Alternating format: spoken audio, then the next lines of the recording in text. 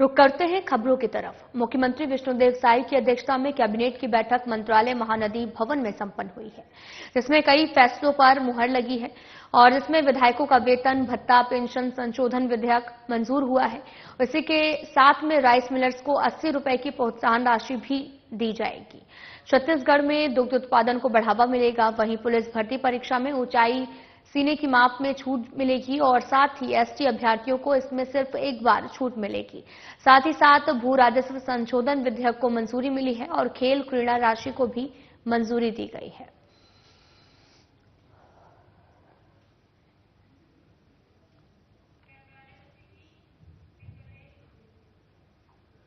मुख्यमंत्री विष्णुदेव साई ने राजधानी रायपुर के न्यू सर्किट हाउस में सहकारिता विभाग के कई पदों पर चयनित 334 युवाओं को नियुक्ति पत्र सौंपते हुए पारदर्शिता के साथ भर्ती का ये संकल्प दोहराया। उन्होंने चयनित अभ्यर्थियों को शुभकामनाएं देते हुए कर्तव्यनिष्ठा और ईमानदारी के साथ अपना दायित्व निर्वहन करने के लिए भी प्रेरित किया।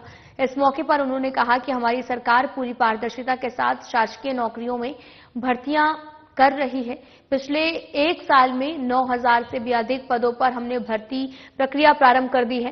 प्रदेश के आम युवाओं का सपना अब पूरा हो रहा है। वहीं मुख्यमंत्री ने रायगढ़ जिले के तमनार और जशपुर जिले के बगीचा में एपेक्स बैंक की 2 नवीन शाखा, जिला सहकारी केंद्रीय बैंक रायपुर की नवीन शाखा गढ़पुलझर और साथ ही सिरपुर और वर्चुअल शुभारंभ और एपेक्स बैंक के नवीन शाखा भवन जशपुर का वर्चुअल लोकार्पण किया है।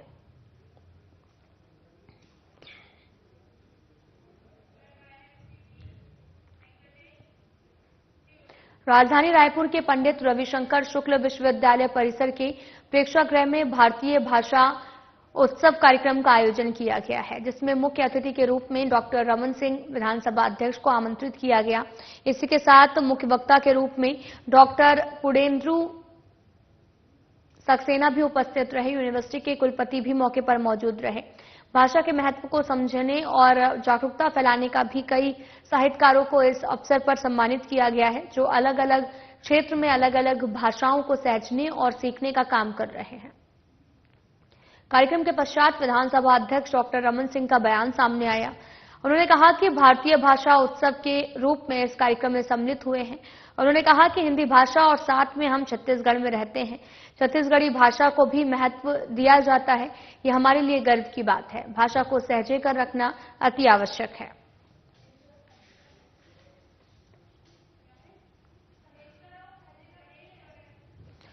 सहज कर रखना काफी ज्यादा आवश्यक है। भाषा उत्सव कार्यक्रम का आयोजन किया गया, जहां पर विधानसभा अध्यक्ष डॉक्टर रमन सिंह भी शामिल हुए हैं। भाषा की प्राथमिकता और उसका महत्व हिंदी के साथ, जैसे हम छत्तीसगढ़ को 2010 में छत्तीसगढ़ी भाषा को आयोग में हमने अधिनियम पास करके उसको स्वीकृति दिलाई। आज बोलचाल की भाषा में भी छत्तीसगढ़ी और विधानसभा में आधा से ज्यादा बहस, प्रश्न उत्तर होते, विधानसभा की कार्रवाई होते, बजट में भाषण होते, अधिकांश कार्रवाई और छत्तीसगढ़ में हम शुरू करते हैं। तो ये प्रभाव है कि हमारे हाई कोर्ट के जज अपन फैसला देके पहली वह वकील मन से जब बात करते तो छत्तीसगढ़ी में वकील मन अपन पक्ष रखते और फैसला भी छत्तीसगढ़ी में देते जज साहब। तो ये परिवर्तन कि हिंदी में जुडिशरी के काम होते तो होते रही, अब छत्तीसगढ़ी में भी सामान्यतः वकील मान लो छत्तीसगढ़ी में बोलना चाहते हैं या जिन गवाह है वो हिंदी और अंग्रेजी नहीं जाने तो छत्तीसगढ़ी में भी होकर से प्रश्न किए जा सकते। ये व्यापकता है ये छत्तीसगढ़ की स्थानीय भाषा के, मगर हिंदी के साथ मिलके पूरा देश ला एक सूत्र में बांधना है तो हिंदी और उसके साथ क्षेत्रीय भाषा 1560 से ज्यादा भाषा है, सबके महत्व बढ़े। एक लिए आज आयोजन हुए है तो मैं बहुत बहुत बधाई देता हूँ विवेक जिला की ये शानदार आयोजन ये करे और पूर्णेंद्र जी के शानदार मार्गदर्शन मिली, बहुत कुछ नवा सीखेवर हम मिली। उत्सव का विषय है, इतनी सारी विविध भाषाएं इतने बड़े देश में, हम सब एक दूसरे को उन भाषाओं के साथ हम जिस प्रकार से आनंद मनाते हैं, उस आनंद का उत्सव का एक शुभकामनाएं हम सब आगे से इस दिवस के रूप में लेंगे और इस उत्सव को हम सब मिलकर मनाएंगे। भाषाओं का उत्सव इस दृष्टि से आज का दिन बहुत महत्व का है। यही 16 दिसंबर से विधानसभा का शीतकालीन सत्र शुरू होने जा रहा है, जिसको लेकर विधानसभा अध्यक्ष डॉक्टर रमन सिंह का बयान सामने आया है। उन्होंने कहा कि 16 दिसंबर से शीतकालीन सत्र शुरू हो रहा है और निश्चित रूप से ये छोटा जरूर है पर प्रभावशाली रहने वाला है। सभी के सवाल भी आ चुके हैं, विपक्ष भी इस सत्र में अपनी भूमिका निभाएगा।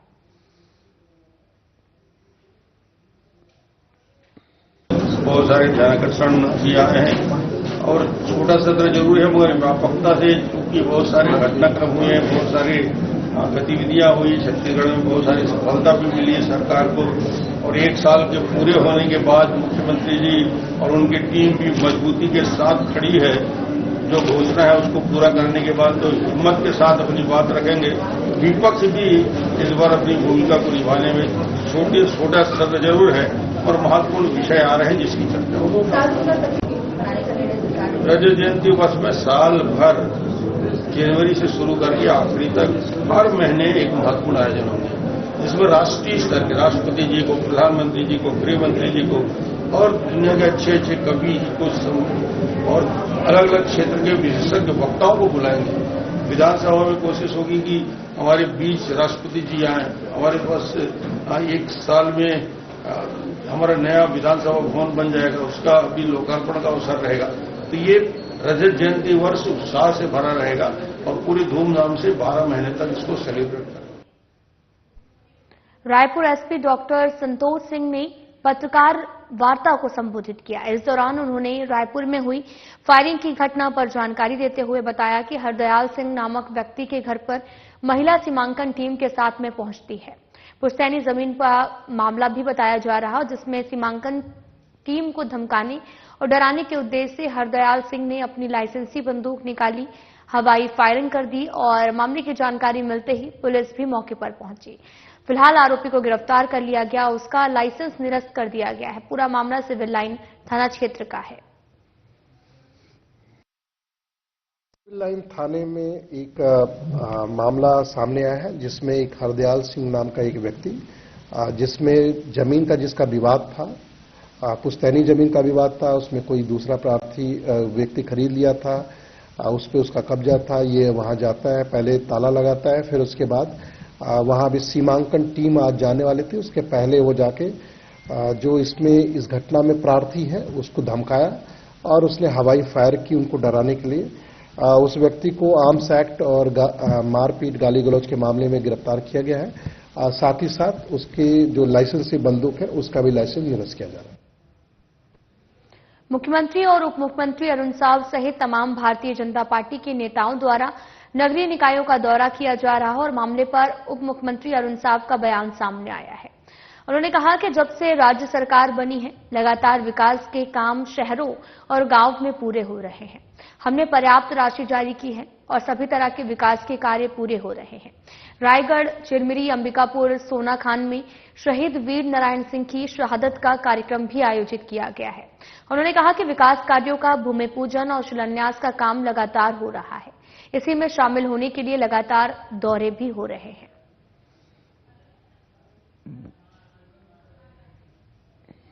जब से राज्य में हमारी सरकार बनी है, लगातार विकास के काम शहरों और गांवों में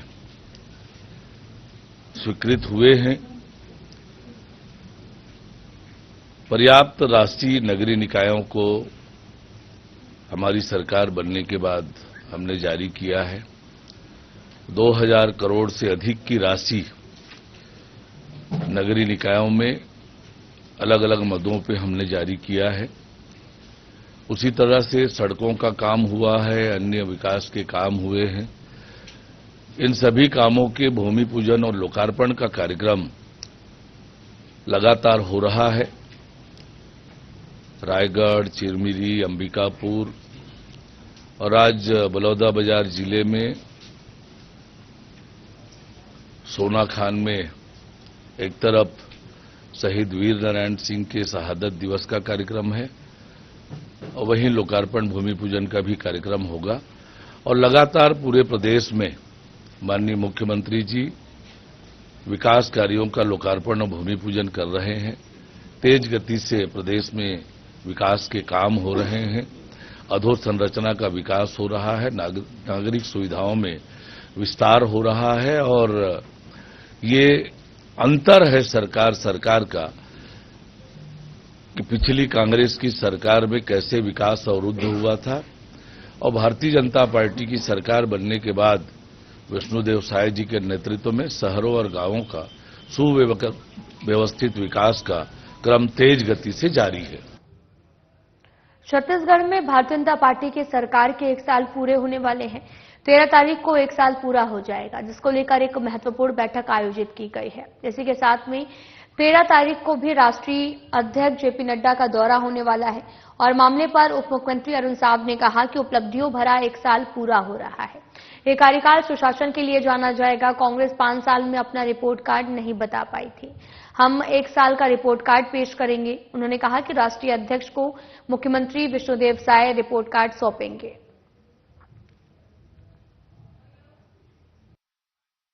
तो वाली सरकार की उपलब्धियों भरा और सफलतम 1 साल का कार्यकाल पूरा हो रहा है। ये कार्यकाल जाना जाएगा उपलब्धियों के लिए, ये कार्यकाल जाना जाएगा मोदी की गारंटी को पूरा करने के लिए, ये कार्यकाल जाना जाएगा सुशासन के लिए। और 1 साल में कांग्रेस 5 साल में अपना रिपोर्ट कार्ड बता नहीं पाई थी क्योंकि उन्होंने कुछ किया नहीं था।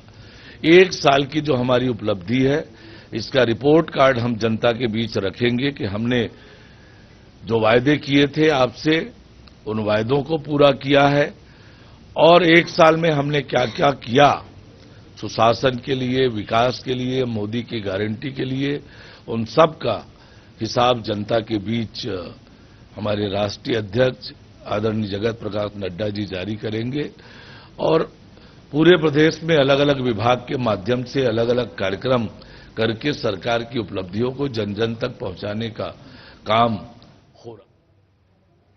13 तारीख को छत्तीसगढ़ सरकार के 1 साल पूरे होने पर कई कार्यक्रम आयोजित किए जाएंगे, जिसको लेकर राष्ट्रीय अध्यक्ष जगत प्रकाश नड्डा का दौरा छत्तीसगढ़ में होना है। मामले पर मंत्री केदार कश्यप का बयान सामने आया, जिसमें उन्होंने कहा कि 13 तारीख को जेपी नड्डा का दौरा होना है। वो भारत के सबसे बड़े लोकतांत्रिक पार्टी के मुखिया हैं, उनका दौरा छत्तीसगढ़ में होना है। 13 तारीख को पार्टी के छत्तीसगढ़ में सरकार बने 1 साल पूरे हो रहे हैं। जिस तरह से उत्सव का वातावरण है, उसमें सम्मिलित होने के लिए वो छत्तीसगढ़ पधार रहे हैं, सभी के लिए हर्ष का विषय है। माननीय हमारे राष्ट्रीय अध्यक्ष जी हैं, दुनिया के सबसे बड़े लोकतांत्रिक पार्टी के मुखिया हैं और निश्चित तौर पे उनका छत्तीसगढ़ आगमन और हमारे छत्तीसगढ़ प्रदेश के में जो जनादेश हमको मिला और 13 तारीख को भारतीय जनता पार्टी की सरकार को 1 वर्ष पूरे हो रहे हैं और उसी के परिप्रेक्ष्य में ये जो उत्सव का वातावरण है, उस उत्सव के वातावरण में माननीय हमारे राष्ट्रीय अध्यक्ष। प्रदेश के सभी ब्लॉक मुख्यालय में धान खरीदी नहीं होने पर किसानों के समर्थन में धरना प्रदर्शन का आयोजन किया गया, जिसको लेकर पीसीसी चीफ दीपक बैच ने बयान देते हुए कहा कि हमने सभी जगह धरना प्रदर्शन दिया है। साथ ही उन्होंने बताया कि अधिकारियों के निर्देशन में राज्यपाल को ज्ञापन भी हम सौंपेंगे। उनका कहना है कि सरकार ने शासन में आने से पहले वादा किया था और 1 साल पूरे हो चुके हैं, लेकिन अब तक कोई भी वादा पूरा होता धरातल पर नजर नहीं आ रहा, जिसको लेकर हम लगातार प्रदर्शन कर रहे हैं और आगे भी आवाज उठाते रहेंगे। लिया है कि पूरे छत्तीसगढ़ में छत्तीसगढ़ के तमाम ब्लॉक मुख्यालयों में आज राज्य सरकार की नाकामी, धान खरीदी को लेकर, धान खरीदी को अव्यवस्था, किसानों की परेशानी को लेकर और 3100 रुपये समर्थन मूल्य में धान खरीदी, एक मुश्त में 3100 रुपये जमा नहीं होना, इन सब मुद्दों को लेकर आज तमाम प्रदेश के ब्लॉक स्तरों में कांग्रेस ने धरना प्रदर्शन कर तहसीलदार या संबंधित अधिकारी के माध्यम से राज्यपाल को ज्ञापन सौंपेंगे और किसानों की हक की लड़ाई के लिए कांग्रेस ने निर्णय लिया है कि विधानसभा चुनाव में 21 कुंटल धान खरीदी का वादा और 3100 रुपये एक मुश्त देने का वादा कर आई सरकार ने आज दूसरे साल ही पूरी तरह से सरकार धान खरीदी में विफल हो चुकी है। वन मंत्री केदार कश्यप का बयान सामने आया जिसमें उन्होंने आज कांग्रेसियों के धान खरीदी नहीं होने को लेकर प्रदर्शन किए जाने पर पलटवार करते हुए कहा कि छत्तीसगढ़ में किसानों का धान अच्छे से खरीदा जा रहा है। धान खरीदी की प्रक्रिया शांतिपूर्ण तरीके से पूरी हो रही है। मैं इन कांग्रेस के लोगों से पूछना चाहता हूं कि जब 5 साल उनकी सरकार रही तब एक बार भी कभी धान खरीदी केंद्रों में नहीं गए और अब प्रदर्शन कर रहे हैं। कांग्रेसियों के पास में कोई मुद्दा नहीं है और पूरे प्रदेश में बहुत ही स्मूथ तरीके से धान खरीदी हो रही है। कांग्रेस केवल लोगों में अफवाह फैला रही है, डर फैला रही है, लेकिन ये माननीय विष्णुदेव साय जी की सरकार है। लोगों का धान खरीदा जा रहा है। मैं तो कांग्रेस के लोगों को चुनौती देता हूं। 5 साल जब उनकी सरकार रही तब वो कभी किसी धान खरीदी केंद्र में नहीं गए। अब वो सीखने गए हैं कि धान खरीदी कैसे होती है। धान के मुद्दे में कांग्रेस बैकफुट पे है और पूरी तरीके से उनको मालूम है कि विष्णुदेव साय जी की सरकार में बहुत अच्छे तरीके से धान खरीदी हो रही है, लेकिन वो लोगों को भड़काना चाहते हैं। कांग्रेस के लोगों को कभी किसानों के प्रति कोई भाव नहीं रहा। भले किसान पुत्र कहते रहे, लेकिन कभी किसानों के हित में काम नहीं किया। मैं पूछना चाहता हूं ना, यही तो कांग्रेसी थे। जब पीसीसी के अध्यक्ष मोहन मरकाम हुआ करते थे कोंडा गांव में, तो वहां पर उन्होंने हमारे किसान पुत्रों को लाइट बंद करके लाठी से पिटवाया था। तब कहां गए? छत्तीसगढ़ और ओडिशा प्रदेश के सीमावर्ती तहसील सरायपाली मुख्यालय से 23 किलोमीटर दूर वनांचल पूर्वी परिक्षेत्र सिंघोड़ा, चिवराकुटा, रायपुर, संभलपुर राष्ट्रीय राजमार्ग 53 पर आपको बताते चलें कि ऐतिहासिक वीर घाटी के रूप में जाना जाता है, जहां पर भारत के स्वतंत्रता संग्राम काल के सन 1857 महाक्रांति के महानायक शहीद वीर नारायण सिंह के ओडिशा राज्य के पारिवारिक रिश्तेदार घेस जमींदार माधव सिंह के पुत्रों में से हटे सिंह, जो कि शहीद वीर नारायण के रिश्तेदार और संभलपुर के राजा शहीद वीर सुरेंद्र साय के मित्र रहे हैं, जिन्होंने संयुक्त रूप से अपनी सैन्य बलों, परंपरागत अस्त्र शस्त्र, भाला, बर्छी, तीर कमान और तलवार बाहुबल से राज्य और मातृभूमि भारत माता की रक्षा के लिए चिवराकुटा के पास निशा घाटी नामक स्थल पर ब्रिटिश अंग्रेज हुकूमत के 250 से भी अधिक संख्याओं के आक्रमणकारियों को युद्ध में परास्त कर फिरंगियों को खदेड़ा था। और आज भी इस क्षेत्र के बिंछावर आदिवासी समाज अपने वीर रणबंखुम्बरों के शौर्य पराक्रम, गौरवशाली वीरता को याद करके हर साल दिसंबर महीने के अंतिम सप्ताह में सामाजिक सम्मेलन कर आराध्य इष्ट देवी मां विंध्यवासिनी की पूजा पाठ कर वीर घाटी में वीरों को याद करते हैं। छत्तीसगढ़ और ओडिशा दोनों राज्यों को ऐतिहासिक और सांस्कृतिक विरासत बंधुत्व का एक मिसाल बनाने का आश्वासन दिया, जिसका निरीक्षण करने केशकाल विधायक नीलकंठ टेकाम पहुंचे हैं। कि इस वर्ष को पूरे भारतवर्ष में जनजातीय गौरव वर्ष के रूप में घोषित किया गया है। देश के प्रधानमंत्री माननीय नरेंद्र मोदी जी के दिशा निर्देशानुसार पूरे देश भर में हर क्षेत्र के जो जनजातीय नायक थे, ऐसे वीर नायक जो लोग इतिहास में स्वतंत्रता संग्राम और उसके पहले भी अंग्रेजों से और मुगलों से इन्होंने लोहा लिया, इन्हीं कारणों से उनको इतिहास में उतना अच्छा स्थान नहीं मिल पाया जितना मिलना चाहिए।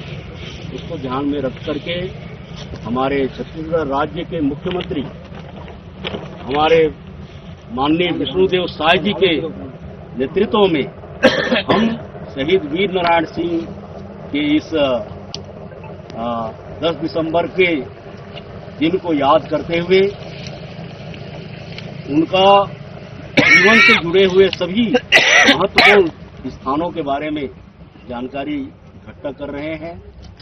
तो इसी सिलसिले में ये निशा घाटी जिसको यहाँ पर कहा जाता है। रायपुर में जमीनी विवाद में फायरिंग की घटना सामने आई है। एक व्यक्ति ने महिला पर लाइसेंसी बंदूक तान दी, फिर हवाई फायर कर दिया है। वारदात की सूचना मिलते ही पुलिस ने आरोपी को गिरफ्तार कर लिया है और मामला सिविल लाइन थाना क्षेत्र के रविनगर का है। मामले पर एएसपी लखन पाटले ने बताया कि महिला जमीन का सीमांकन करने पहुंची थी। इस दौरान विवाद बढ़ने पर हाथापाई की नौबत आई, जिसके बाद इस वारदात को अंजाम दिया गया। फिलहाल आरोपी पुलिस की गिरफ्त में है। जांच जारी है। पूरा मामला सिविल लाइन थाना क्षेत्र का बताया जा रहा है। तालाब के रविनगर क्षेत्र में आज एक जमीन का सीमांकन था। सीमांकन से पूर्व ही हरदयाल सिंह नाम के व्यक्ति के द्वारा उस जमीन के अंदर प्रवेश किया गया और सीमांकन से पहले जब प्रार्थिया वहां गई, जिसने सीमांकन के लिए लगाया था, उसने ये मेरी जमीन है इस प्रकार से विवाद करते हुए हवाई फायरिंग की अपने लाइसेंसी बंदूक से। इसमें जो आरोपी है उसको थाने में पूछताछ की जा रही है कि किस प्रकार से घटना हुई और किस प्रकार का कृत्य है। इस संबंध में पूछताछ करने के बाद वैधानिक कार्रवाई की। रायपुर में अपहरण की घटना को अंजाम देने वाले एक आरोपी को पुलिस ने गिरफ्तार करने में सफलता हासिल की है। आपको बता दें कि आरोपी 1 साल से फरार चल रहा था, जिसका नाम सत्य प्रकाश उर्फ कुडू बताया जा रहा है। वरिष्ठ अधिकारियों के निर्देशन में मंदिर हसौद पुलिस की टीम ने आरोपी को अभनपुर से गिरफ्तार कर लिया है। उसके विरुद्ध कार्रवाई भी की जा रही है। अपहरण में संलिप्त एक और आरोपी अभी फरार चल रहा, जिसकी पतासाजी की जा रही है। प्रार्थी के द्वारा रिपोर्ट दर्ज कराई गई कि वो 1 वर्ष पूर्व अपने घर में थे। रात्रि को जब वो फ्रेश होने के लिए बाहर निकले थे, उसी दौरान एक गाड़ी में 4-5 लोग वहां खड़े थे। उन्होंने उसको बुलाया और पूछा कि शराब का दुकान कहाँ है, यहाँ शराब मिलेगी क्या करके। क्योंकि उसने अनभिज्ञता जाहिर की, यहाँ शराब नहीं मिलता।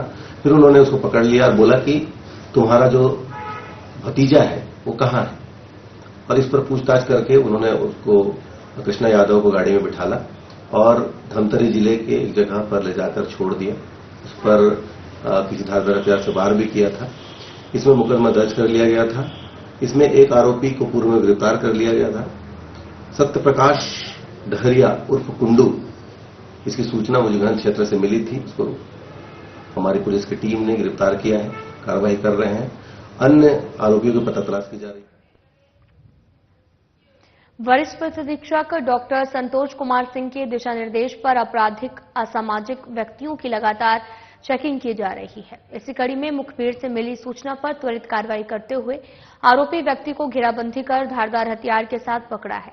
आरोपी का नाम तुलसीपाल बताया जा रहा है और आरोपी के पास चाकू रखने के संबंध में कोई वैध कागजात पेश नहीं किया गया। आरोपी के कब्जे से चाकू जब्त कर आरोपी को जेल भेज दिया गया है।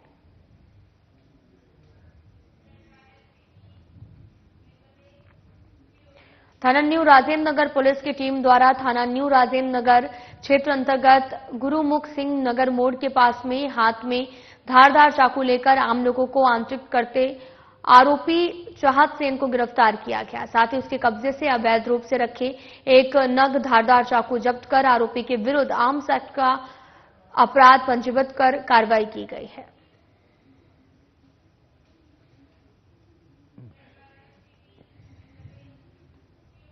थाना गुड़ियारी क्षेत्र में पेंट चोरी करने वाले स्वातिशोर को गिरफ्तार किया गया है। बताया गया कि थाना गुड़ियारी में रिपोर्ट दर्ज कराई गई थी, जिसके बाद पुलिस ने मामले पर पतासाजी करते हुए प्रकरण में चोरी के 2 कार्टन और 6 डिब्बा पेंट्स जब्त किया है, जिसकी कीमत 48,370 रुपए बताई जा रही है। इसके बाद में आरोपियों के अपराध सबूत पाए जाने पर उन्हें गिरफ्तार कर न्यायिक रिमांड में भेज दिया गया। पूरा मामला गुड़ियारी थाना क्षेत्र का है।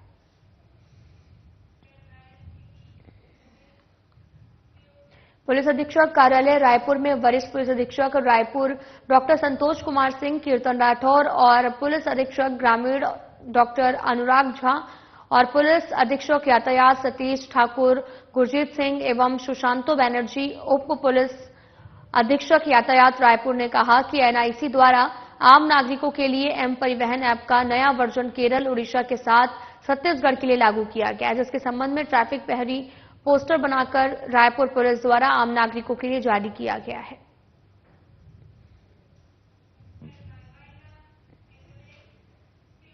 वीडियो में इतना ही। नमस्कार।